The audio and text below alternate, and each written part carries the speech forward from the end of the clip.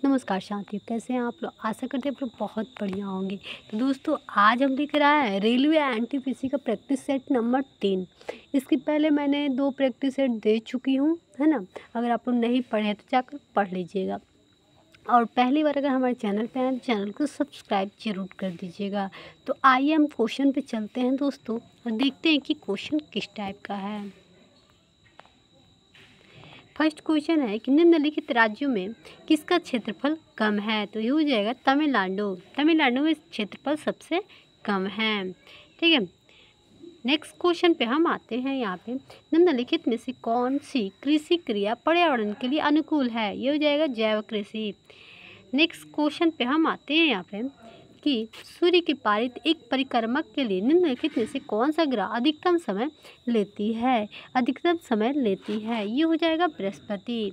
चलिए हम next question पे हम आते हैं यहाँ पे कि भारतीय संविधान के समानता के अधिकार 5 अनुच्छेदों द्वारा प्रदान किया गया है।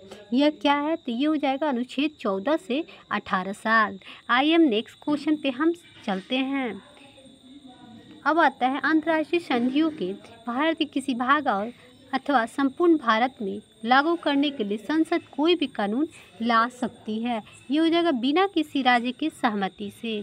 चलिए हम नेक्स्ट क्वेश्चन पे हम आते हैं। यहाँ पे 1 मिनट दोस्तों, क्वेश्चन थोड़ा ये कर लिए। भारत के संविधान निम्नलिखित में से कौन सी एक अनुसूची में दल बदल विरोधी कानून विषय का प्रावधान है। ये हो जाएगा 10वीं अनुसूची। नेक्स्ट क्वेश्चन पे हम आते हैं। यहाँ पे भारत के आर्थिक नियोजन का एक रूप है। तो क्या हो जाएगा, इसका आंसर डी हो जाएगा, फिर सभी हो जाएगा, ठीक है। चलिए हम नेक्स्ट क्वेश्चन पे हम आते हैं यहाँ पे कि निम्नलिखित में से कौन से उपाय मुद्रास्फीति को नियंत्रित करने में किया जा सकता है। तो हो जाएगा डी, उपयुक्त सभी होगा। साख का नियंत्रण, सार्वजनिक व्यय में कमी, सार्वजनिक वितरण प्रणाली का उचित उपयोग। नेक्स्ट क्वेश्चन पे हम आ रहे हैं कि गुप्तकालीन हिंदू धर्म के 2 प्रमुख देवता कौन है। तो ये हो जाएगा शिव और विष्णु। नेक्स्ट क्वेश्चन पे हम आते हैं कि इस राज्य का सचिवालय भवन राइट्स बिल्डिंग के नाम से जाना जाता है। ये हो जाएगा पश्चिम बंगाल। नेक्स्ट क्वेश्चन पे हम आते हैं। निम्नलिखित में से कौन सा देश यूरोपीय संघों का राजनीतिक भागीदार है। कौन है। तो चीन है। अब हम नेक्स्ट क्वेश्चन पे संविधान के किस अनुच्छेद के तहत जम्मू कश्मीर को विशेष राज्य का दर्जा प्राप्त हुआ है। तो 370। इसका आंसर डी हो जाएगा। नेक्स्ट क्वेश्चन पे हम आ रहे हैं कि भारत के राष्ट्रीय पक्षी मोर को कब मान्यता प्रदान की गई है। तो ये हो जाएगा डी, 1952 में, ठीक है। नेक्स्ट क्वेश्चन पे हम आ रहे हैं कि बुखारेस्ट किस देश की राजधानी है। तो किस देश की राजधानी, इनमें से कोई नहीं। चलिए नेक्स्ट क्वेश्चन पे हम आते हैं। एस्टिपल शब्द किस खेल से संबंधित है। तो ये हो जाएगा दोस्तों सी, हॉर्स रेसिंग। चलिए नेक्स्ट क्वेश्चन पे हम आते हैं। यहाँ पे दिए गए परिपथ में प्रवाह का वर्मामत होता है, किस में होगा दोस्तों। तो आइए हम समझ लेते हैं। ये हो जाएगा आपका दोस्तों डी, इलेक्ट्रॉनों में। नेक्स्ट क्वेश्चन पे हम आते हैं कि पहाड़ों से गिर रहे किसी पिंड में होती है। तो क्या होती है दोस्तों, ये हो जाएगा गतिज ऊर्जा और स्थितिज ऊर्जा दोनों होती है। नेक्स्ट क्वेश्चन पे हम आते हैं कि कार्य शून्य होने के कारण स्थिति में विस्थापन और लगाए जाने वाले बल के बीच का कोण क्या होता है दोस्तों। तो 90 डिग्री होता है। चलिए नेक्स्ट क्वेश्चन पे हम आते हैं। 70 kg को भार उठाने के लिए 5800 चूल क्रिया का प्रयोग किया गया है। भार को कितनी ऊंचाई पर उठाया गया है। तो ये हो जाएगा दोस्तों 14 m, ठीक है। अब नेक्स्ट क्वेश्चन पे हम आते हैं। एक सेल के विस्फोट के बाद कई टुकड़े अलग अलग दिशाओं में उड़ जाते हैं। इस स्थिति में क्या संरक्षित रहता है। तो ये हो जाएगा दोस्तों संवेग। नेक्स्ट क्वेश्चन पे हम आते हैं यहाँ पे कि 120 kg द्रव्यमान के बंदूक से 0.04 kg द्रव्यमान की गोली दागी गई, तो बंदूक की प्रतिघाती गति कितना होगी। तो ये हो जाएगा दोस्तों आपका 3 × 10⁻² m/s, ठीक है। नेक्स्ट क्वेश्चन पे हम आते हैं। किसी माध्यम से एक कण 2.5 सेकेंड में 40 कंपन पूर्ण करता है, तो तरंग की आवृत्ति कितना होगी। तो कितना होगी इसका। तो ये हो जाएगा 16 हर्ट्ज। नेक्स्ट क्वेश्चन पे हम आते हैं। यहाँ पे चूने के जल में क्या होता है? चूने के जल में क्या होता है? ये हो जाएगा कैल्शियम हाइड्रोक्साइड।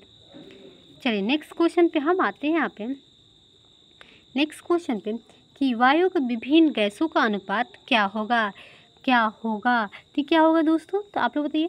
तो इसका आंसर हो जाएगा सी, अलग अलग स्थानों पर अलग अलग। ठीक है, अब हम नेक्स्ट क्वेश्चन पे हम आते हैं। लोहे की वस्तुओं में जंग क्या बनने में लग जाती है? क्या लग जाती है? तो ये हो जाएगा फेरस और फेरिक ऑक्साइड हाइड्रोक्साइड का मिश्रण। नेक्स्ट क्वेश्चन पे हम आते हैं यहाँ पे कि दो विलयन को कब आइसोटोनिक कहा जाता है?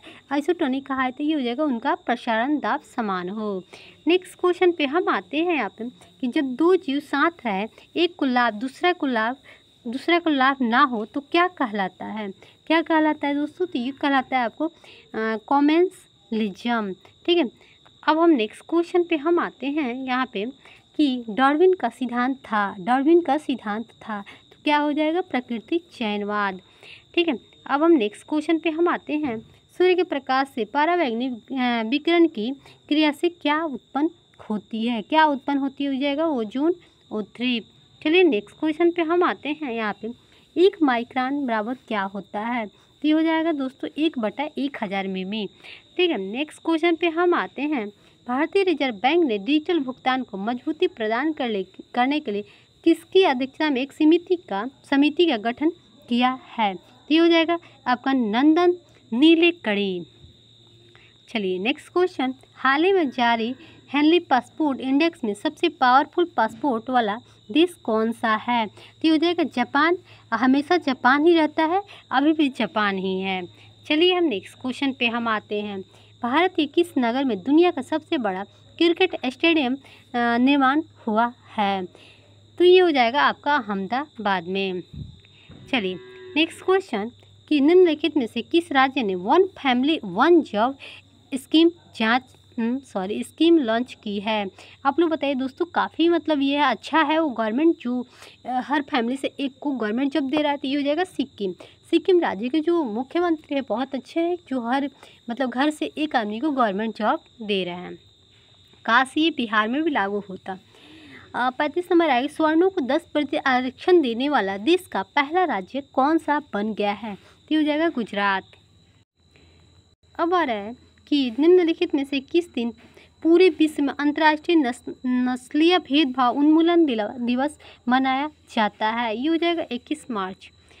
नेक्स्ट क्वेश्चन पे हम आते हैं यहाँ पे। जेट एवरेज के संस्थापक और चेयरमैन का क्या नाम है जिन्होंने हाल ही में अपने पद से इस्तीफा दिया है? तो क्या नाम है दोस्तों? ये हो जाएगा डी नरेश गोयल। दोस्तों ये करंट अफेयर है, पहले का है तो कोई दिक्कत नहीं है, अभी याद ही नहीं कीजिएगा तो कोई दिक्कत नहीं है।